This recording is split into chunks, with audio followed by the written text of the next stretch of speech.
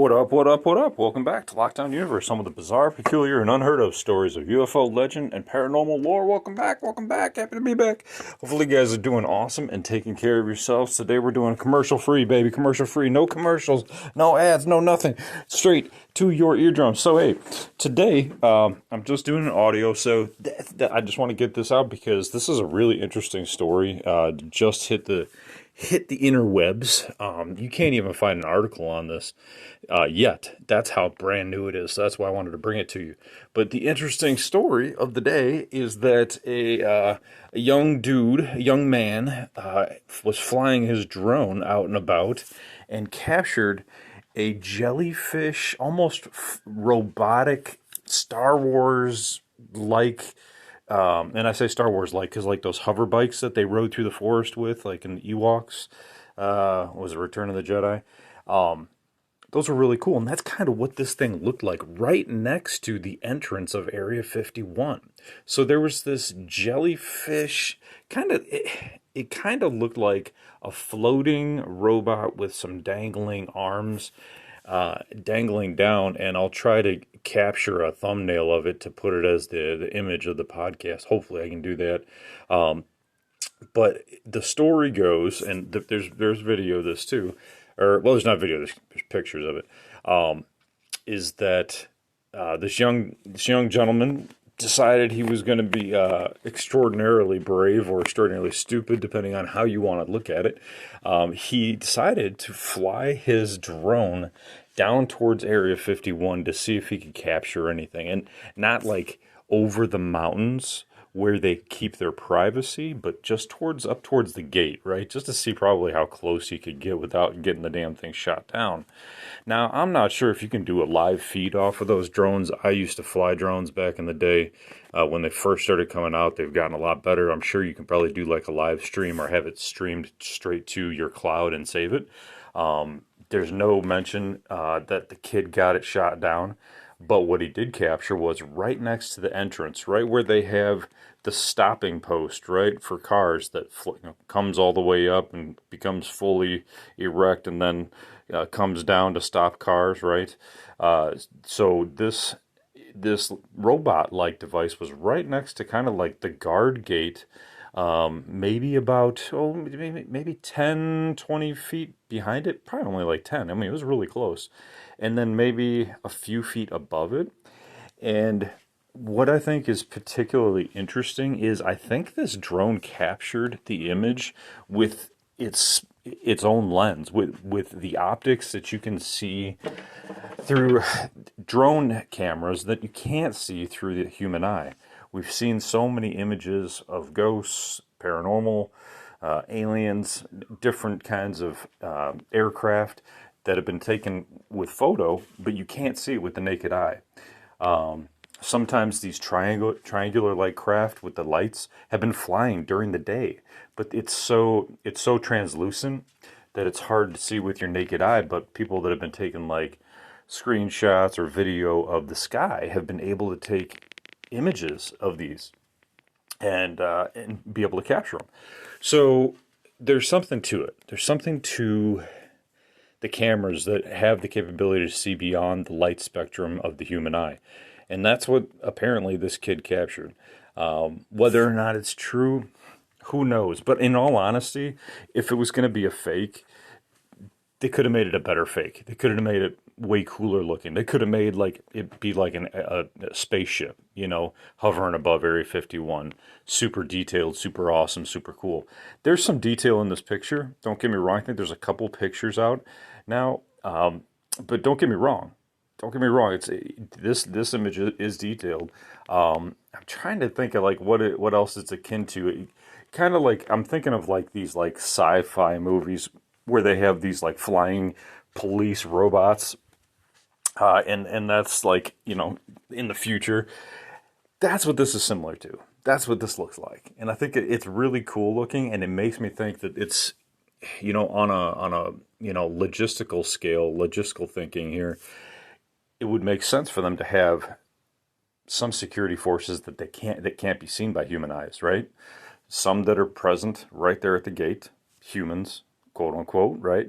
They could be alien shapeshifters, we don't know.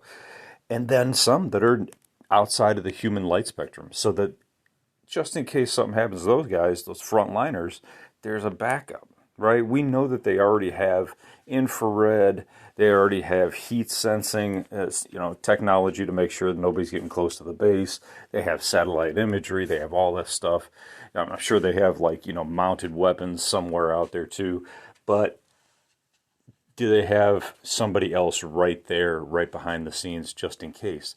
Wouldn't it be cool to have something that's invisible to the human eye that could that's above the humans at the stopping post to just blast people if they got too close, and I don't mean maybe blast, but maybe stun them, right? Stun them, put them back in their car, and turn them around and have them be on their way. I mean, that seems logical. That seems like it would make sense. That seems like something that the government would do, or at least if you were your own security forces and you had this superior technology, you would want to defend it somehow, some way. And if you were able to do that with something that can't be seen, all the more reason to do it. And they don't have trees, right over there. They don't have like palm trees. They have nothing. It's just flat deserts. They don't have anything to mount anything to, which kind of surprises me, right? When you think about it, I mean, wouldn't you think the only way in, the only way out of Area 51, well, theoretically, right, without flying into it, via land entrance, is that gate? That's where all these kids went when they were going to storm Area 51 and all that stuff. But they didn't, right? Be stupid to do that. And so that's the only way in or out. Wouldn't you think they would have more mounted defenses? Wouldn't you think it would be like huge bases all the way around? It's so fascinating to me because we have like Cheyenne Mountain, right? Built into a mountain. Only one way in, one way in, one way out, theoretically, right? Like in Stargate, the series, SG-1. You can go in and go out. Well, what about like the most secret base in the world has like no buildings towards the gate. They have nothing else except for like one little like toll gate guy that's like asking you for, that would be like at the toll gate asking you for quarters. It seems really bizarre. So this film or these pictures, I think really makes sense to me. And I think as our technology is getting better, we're able to see into these different light spectrums, and maybe, just maybe, they caught something they weren't supposed to catch, or well, maybe we were. Who knows? It's kind of like those Google images, where Google Maps takes all these pictures, and people start to look at these Google images and finding things that are strange inside these Google images. The more and more tech, the more and more pictures that we have out there, the more and more information we're going to receive and be able to look through. And it's obviously everybody's taking more video, everybody's taking more pictures, so something like this was bound to come out at some point. So the more eyes and ears we have out there, the more we can gather, the more we can bring it to each other and have a nice discussion about it. How many eyes and ears can you have around Area 51? Probably not a lot, right? They're not going to allow it.